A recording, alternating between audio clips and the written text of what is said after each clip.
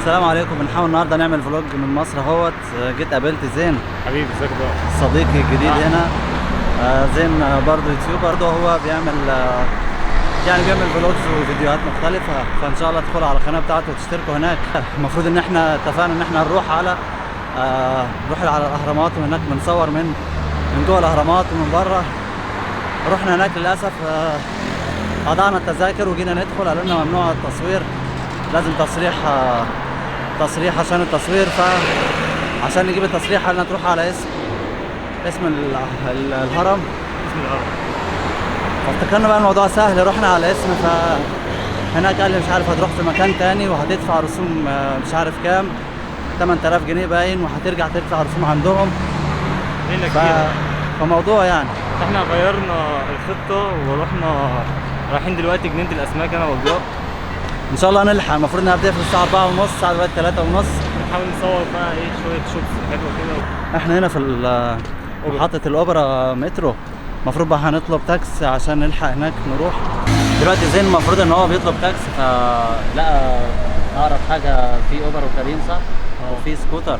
فانا قلت له طب ما حاول نجيب السكوتر عشان نصور، يعني نصور من عليه، يعني يمكن يكون التصوير احلى لما نركب السكوتر. بس مش عارف السكوتر هياخد 2 ولا لا. ممكن ياخد 2. هنتصل بيه حالا اهو. اتصل كده وشوف. هو قدام 4 دقايق. تعالى اتصل بحد اوبر. بقول لحضرتك كنت عايزها، هو ينفع السكوتر ياخد 2؟ خلاص ماشي. كنسل الرحلة ولا ما فيهاش ولا شكلها ما فيهاش صح؟ هو قال لي هو كمان بعيد. مش عارف مكتوب هنا ايه على عمود، مكتوب احب الصعيدي باين، او اخيك الصعيدي، يعني اخيك الصعيدي. طبعا احنا نازلين نصور الفلوج، وعلى ان اليوم بتاعنا يبقى حلو النهارده، وننزل نتمشى شويه ونصور فلوج حلو. اليوم ما كانش مريح بجد، يعني ان احنا نروح وبعد كده نروح على الاسم، وبعد قبل الاسم بعد الاسم نرجع تاني نرجع التذاكر، وبعد كده نشوف مكان تاني نروحه. بس احنا برضو نحاول اليوم بتاعنا ما يبص، وان شاء الله نعمل بقيه اليوم يكون حلو. اهم حاجه الرفقه صح؟ يعني الرفقه ان احنا مع بعض اهم طبعا حبيبي. مش مهم ان احنا ما رحناش اللي احنا كنا عايزين نروحه، بس المهم ان احنا مع بعض. والله دي بالدنيا كلها. صحيح. بس انا كنت عايزك تعمل فيديو تقارن ما بين مصر وروسيا في ناحيه الخدمات والعيشه، يعني فاهم؟ او اللي انت عملت حاجه شبه كده. هو طبعا مجمل الفيديوهات بيبقى فيها النقطه دي، يعني فيها حته ان انت حته المقارنه، او حته ان انت بتوضح ايجابيات في البلد ديت، او سلبيات مثلا بره، او سلبيات والايجابيات اللي بره او في مصر. فده موجود يعني، بس ان شاء الله نعمل اكتر من كده يعني. ورا يا عم. لا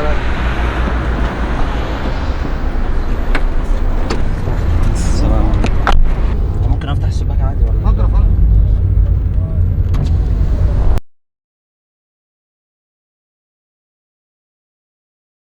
للاسف جنينة الأسماك ما عرفناش ندخلها. رحنا الساعة 4:10، الناس كانت المفروض إن هم ميعادهم لحد 4:30. قالوا لنا الباب قفل، الشباك قفل، ومش هينفع نقطع تذاكر.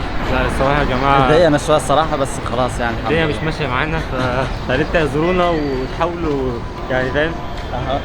نحاول الأحداث دي يعني تبقى، يعني مش كناش حابين الفلوج يطلع مش حلو، إنما ما باليد حيلة. حبينا نروح أماكن كويسة ونصور فيها، انما ما جاتش يعني. هنحاول نطلع على النيل شويه نتمشى، ان شاء الله نقدر. وعلى النيل مش هيحصل حاجه باذن الله.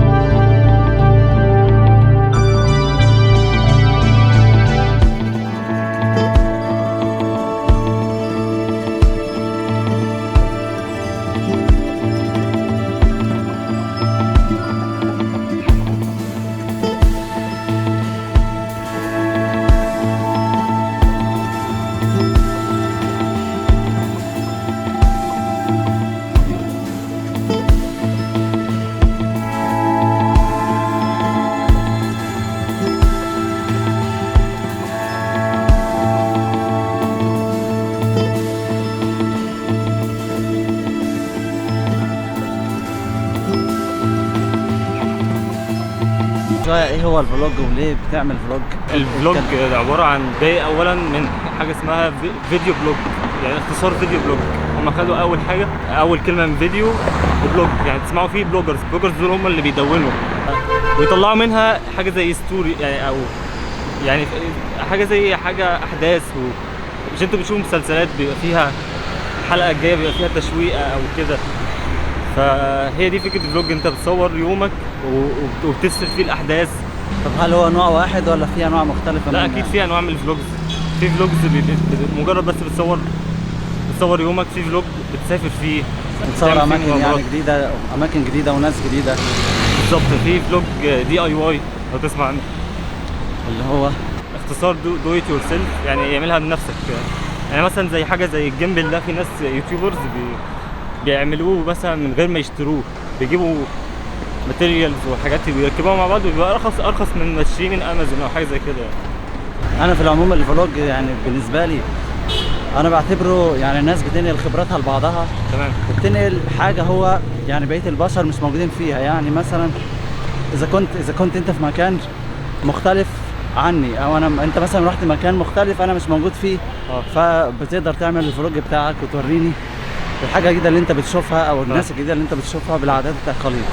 ده نوع. حتى لو انت في مهنه مختلفه عن مهنتي، فانت بتصور اليوم بتاعك، بتوريني حياه او تخصص او ناس عايشه في جزء تاني من الحياه. يعني اذا كنت انت مثلا مهندس او في اي مهنه تانيه، بتوريني حياه المهندس دي بتبقى عامله ازاي.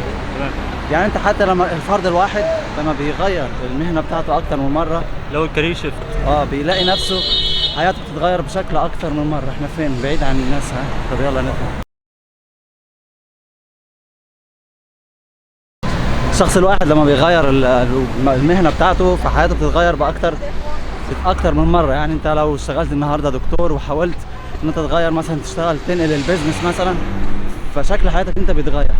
فانت ما في ناس حابه تشوف انت ازاي تقدر تتعايش وتغير مهنتك. او جينا على برج القاهره والحمد لله يعني ممكن نصور، بس خدوا مننا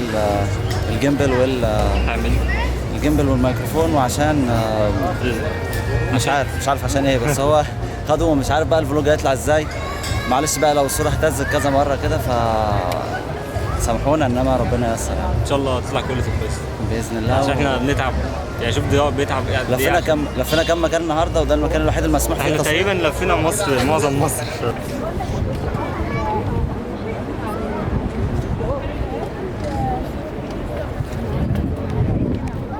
اهو مستنيين دورنا، جبنا التذاكر ومستنيين دورنا هنا. تعالوا اقفوا هناك. الناس واقفه بالطابور، فده حاجه كويسه برضه في طابور. مش اي حد. الحاجات الملفتة للنظر ان التذكرة للمصريين ب 30 جنيه، التذكرة لغير المصريين ب 180. كان معانا خليجيين بره كانوا بيسألوا مستعجبين يعني. هم طلاب هنا يعني، فهو طبعا مستاء ان هو بيتعامل معاملة السائح رغم ان هو طالب. فاعتقد فعلا المفروض لو هو طالب بيتعامل معاملة الطالب زي ما احنا بنطلع ندرس بره، برضه الطالب بقى له سعر معين، سعر خاص. بالظبط.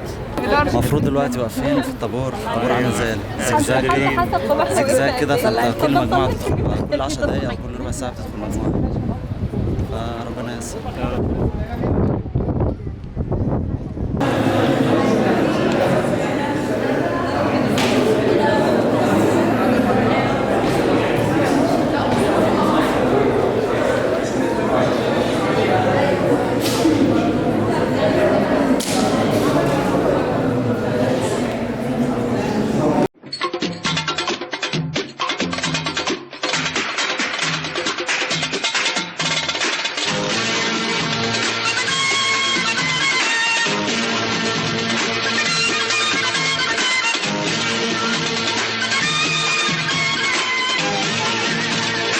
كان ده جدا السفينة طلعنا عود 162 دولار صح؟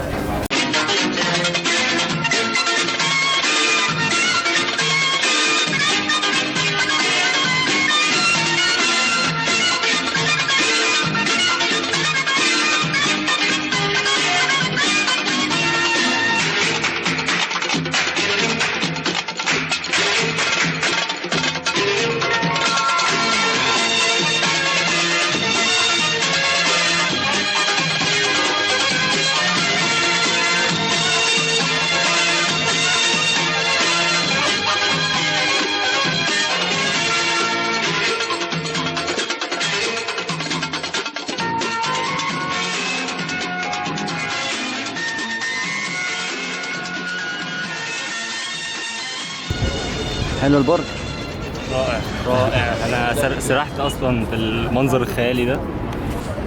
عندك النيل منظره خلاب كده ورا ومدهش ما شاء الله يعني.